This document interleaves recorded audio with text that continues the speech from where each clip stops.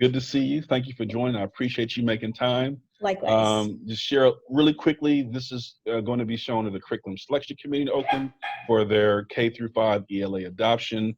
I'm really looking for insights from educators at all levels of systems, current, past, et cetera, who are familiar with some of the things that Oakland's considering.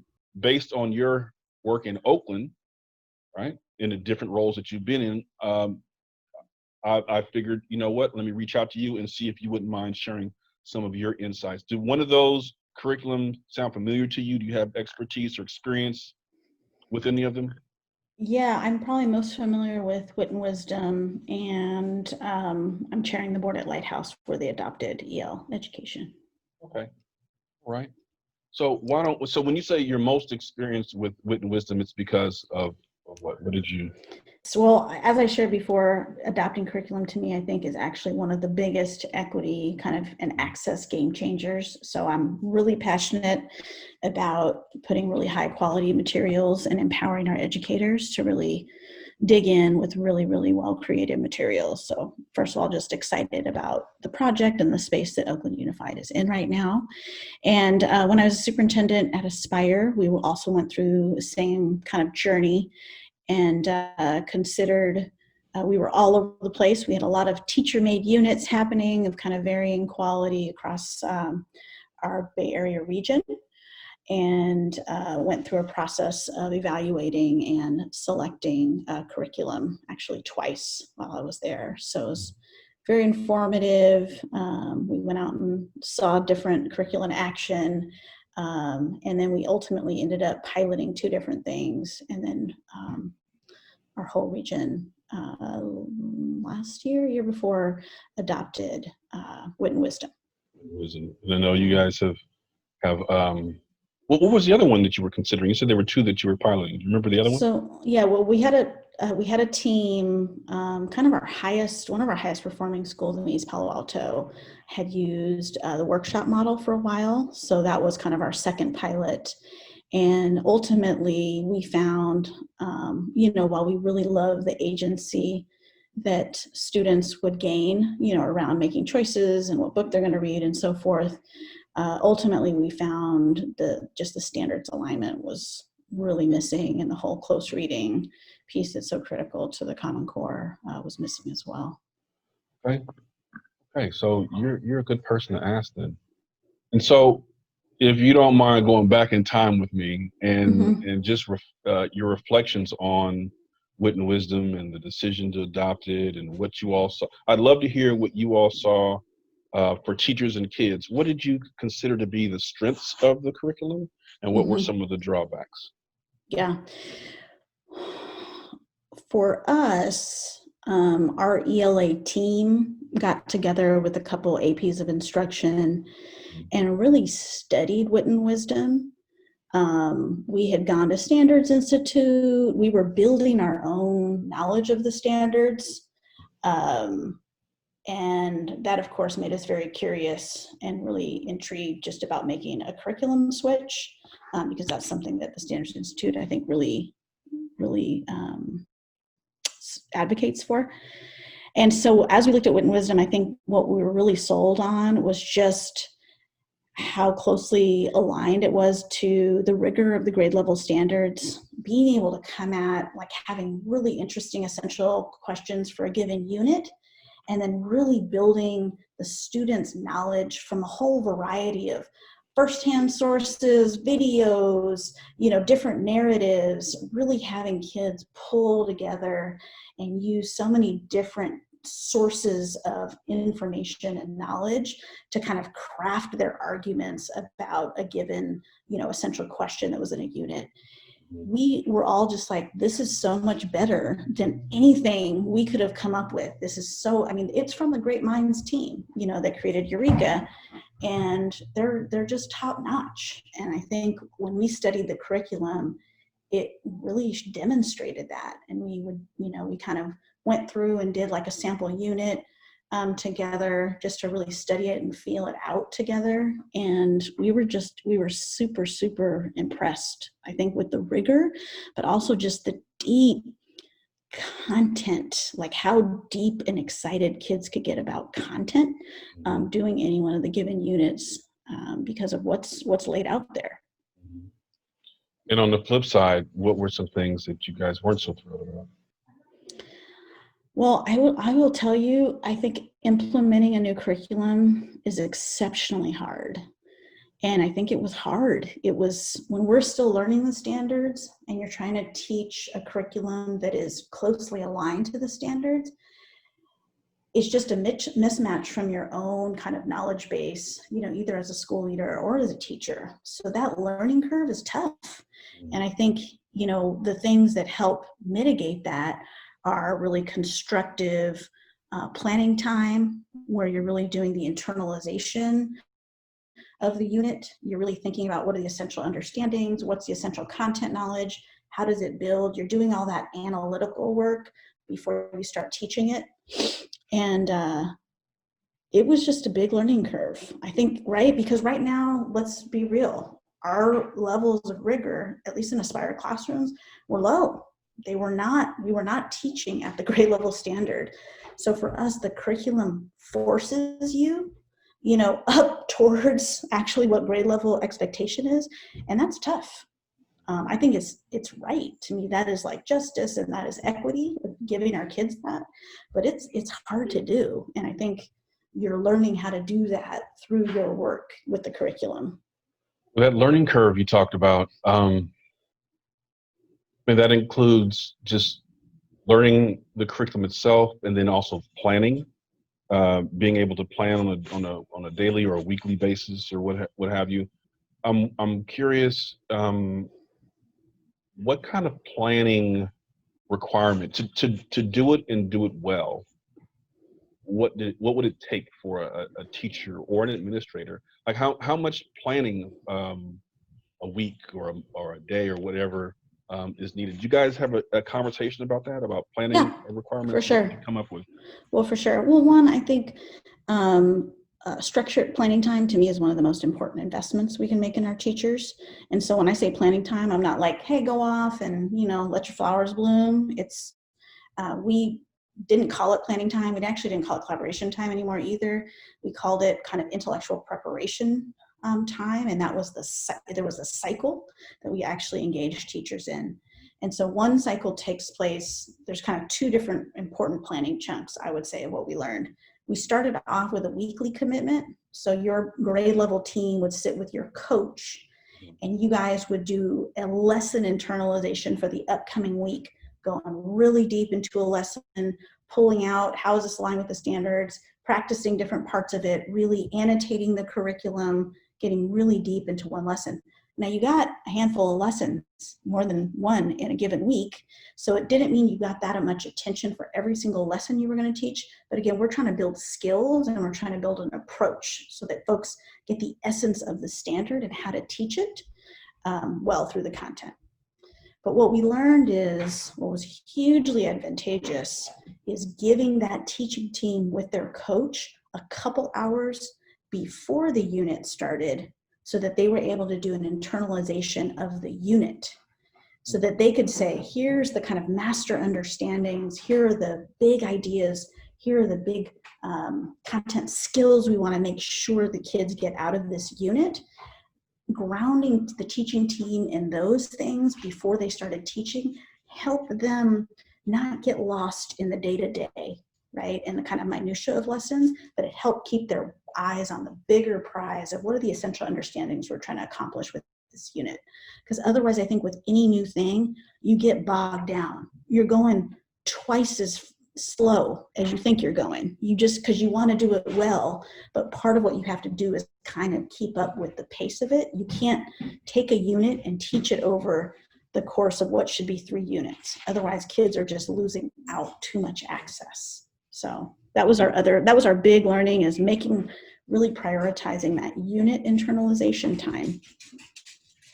Did you get any feedback from, but I'm wondering, so I hear you, and I'm wondering if I'm a teacher and I want to do it right. I want to internalize the unit.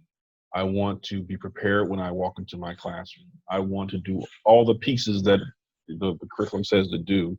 What am I looking at in terms of my time planning, on Sunday or whatever? You have any sense of that or no? Well, I think the other thing that we learned is it's important to have a focus when you're implementing a new curriculum. It's actually probably not realistic that you're going to implement every single piece of Wit and Wisdom with excellence your first unit. That's something we would suggest is like try to get to excellence in fewer things at the beginning, and then add on. And then the second thing I would say is at Aspire, teachers had at least an hour of preparation time every day, which is different than what OUSD I think has in their contract. So I think that was important time. They had a lot of time with their teams to really align on their teaching and learning and to do this kind of internalization. So I would say, our day, obviously, they had more to do than plan their ELA lessons or internalize, as we called it. But I do think if we want teachers to be outstanding, we've got to also allocate the time for it. And I don't think any of the high quality curriculums you can just pick up and skate by. That's just a shortcut that's just not going to work. What about does Wit and Wisdom have a skills block, like a foundational skills block? And one of the things we learn in Oakland, just in general, is that the kids are really struggling with their foundational reading. Mm-hmm. And for years, we underemphasized those skills that we used, and then even the teacher preparation programs that we just like. It's a growth area for our sector, and so now, after having identified that, we're looking at curriculum. Some have like companion pieces that fill Right. that gap. Others are all self-contained. So I'm wondering how Wit and Wisdom does that. We were simultaneously looking at foundational skills. At that time, Wit and Wisdom did not have a fully built out foundational skills. I don't know if that's changed since then, but that would be something you'd want to look at additionally if it's still, as it was a couple years ago. Okay, and what about support for English language learners? I mean, like Oakland has, I don't have to tell you, but all, students who are learning English as a second language, and they need support. So some curricula will have it, whereas like there is an ELD guide or an English language learner support manual or something like that, while others kind of might have stuff in the margins, think about doing this or think about doing that. And then others just embed it all in the core lesson plan or whatever. Do you any recollection on how it's supporting English language learners? I don't recall specifically. Yeah. I know there's a component. I know there's some kind of guide or adaptations. Yeah. I just can't specifically. Okay. I can't specifically recall what it is. No problem. We're going to be asking other people too who have firsthand experience with it, and I'm sure they'll be able to answer that question. No problem. Would you consider it? And I don't know if you all talked about this as being a good thing or a bad thing. I don't know, but is it a very scripted program? Is there room for educators to, sprinkle their secret sauce on there? Or, everybody's got their, especially more veteran educators, they want to be able to have some flexibility, but then sometimes it's good to have it just depends. But is this one of those ones that's very, very regimented and scripted, or is there room for people to kind of add their own stuff? That's a great question. One thing I just want to respond to first, just around the English learner component, and then I'm going to come to the scripted piece. I think what's so powerful about Wit and Wisdom is they put a lot of energy into building background knowledge for these kind of content-driven ELA units. And, my understanding of English learners is that's where you build that intrinsic motivation. When you get kids really excited about the content, they will pull on a lot of their own, intrinsic motivation. And that's a really important part to capture around our English learners. So I just want to put in a plug for that, because I think, I just would see kids light up in the classrooms when Wit and Wisdom was being taught. they were having these like incredibly nuanced, high-level discussions because they really had been, the incredible kind of scaffolding and intellectual kind of exercises they were going through, as part of the curriculum. It was just really phenomenal. But what I would say about in terms of scripting is, I just found you would have to do a lot of preparation. There was just no shortcuts. You could bring your flavor to it, but you don't want to do that without deeply understanding what's there. And so there is that work to go in and really analyze what's there for you, and then to say, hey, this thing is going to really resonate with my kids more so than this example, or let me pull in that, whatever, that we used to use. I think some of that can happen. I just don't know that you want to do that super early on before you really get the robust and full experience and build some foundational understanding for yourself of what's there. I think too often, what I would see happen when that was going on was we would be pulling down the level of rigor rather than figuring out how do we teach up to that level. So I would just caution, I'd be a little cautionary about it. Yeah. Okay. So I have a couple more questions, and I'll leave you alone. I know you got your family, you're working. I get it. No problem. Got it all going on, just like you. I understand. Just a couple more. So the first one is, I always ask this question: what would be like an ideal? Like, what's the fit? Not every curriculum fits every context. In Oakland, as you know, we've got it all. We've got schools in the hills and the flats. We've got largely white groups. We've got schools that have a lot of kids who are on grade level or even above. We've got some where it's like 3% of the kids are like, we've got it all. We've got second language learners over here. We've got Black kids, Polynesian kids, Southeast Asian. We've got it all. What's the fit? And maybe it's none of that. Maybe it's I don't know. It rarely is something a one size fits all. But what are the conditions for success for someone? Where would it be a good fit? Not specifically like naming a school, but in what environment, in what situation would this type of curriculum be? I mean, I think it has to be a good fit everywhere.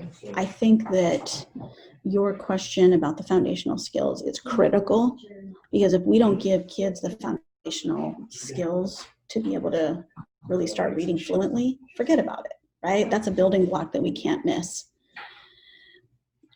But I guess my experience with this is when I would go into a Wit and Wisdom classroom, I wouldn't want to leave because I was being intellectually challenged. And the content that I remember watching this video being like, oh my God, this is so interesting. And then watching the kids be prompted and having little table discussions, it was so rich. And it was really the time that I saw kids being challenged and being pushed. And I saw kids' motivation rising. So I don't know, to me, why that wouldn't work for all kids. I don't feel like this is a hills or a flats thing at all. I think too often kids in our lower income neighborhoods and schools are not challenged enough. That's the persistent problem that I see us wanting to overcome, is how do we treat all kids like they're brilliant, and how do we teach them like they're brilliant?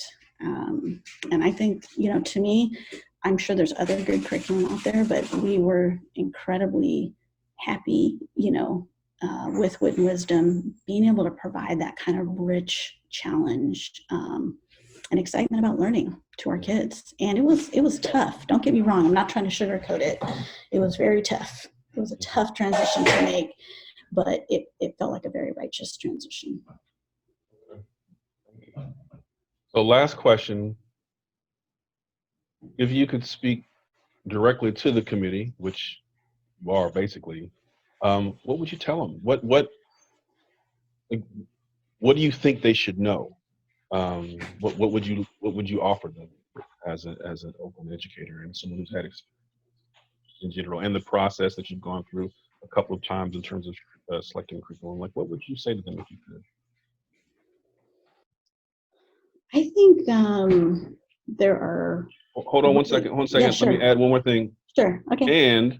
And likewise, what would you say to any administration who is either whether it's managing it, selecting it, For sure. the whole aspect? What would you offer? Yeah, I think my thoughts are invest in great implementation. I wouldn't just think about what's the resources we need to buy the curriculum we're going to end up choosing and buying, but I would really think about what's the investment. How are we going to make sure that teachers really have the guidance to internalize what is going to be a real level up curriculum, right? And whatever you guys choose, I know you're going to choose something that's leveling up instruction. And so I would just say make sure you're investing in the implementation, not just handing people material. No one would do that, but I think it is a common mistake is we get all excited, we buy this stuff and it's like a technical fix, but we have to change the behaviors around planning time, for example. And so I would just say, what would be, for Oakland to really think about, what's that investment to really secure and guarantee the success of the curriculum implementation in terms of time and people power and that kind of thing. I also think starting smaller can be really helpful. Start with your power hitters, get some great examples in your buildings, then build out when you have your own local exemplary models. I think those are some things that we've learned nationally really help when you're trying to foster kind of instructional adoption or instructional change. And then finally was the last question about administrators. I would say administrators, you got to get in those trenches with your teachers. You can't supervise it unless you know it. So there's no opting out. The APs, the principals got to be in there with their teachers on this. You can't observe it if you haven't been in it. You've got to learn how to lead the internalization meetings. You've got to learn how to lead the student work meetings. You've got to go in and model a unit and try out a lesson. These are the things you've got to do to model being a risk taker, to model leveling up your own instructional capacity as we ask our teachers to do the same. So I always just you get so much cred if as an admin, you got to get in there and do it yourself. And your teachers love seeing you make mistakes, you know what I mean? Because you're human, right? And that's part of every human's learning process. So that's why I just encourage, make it a team effort, get in there together, get in the trenches, get dirty with it. Okay. All right. Thank you.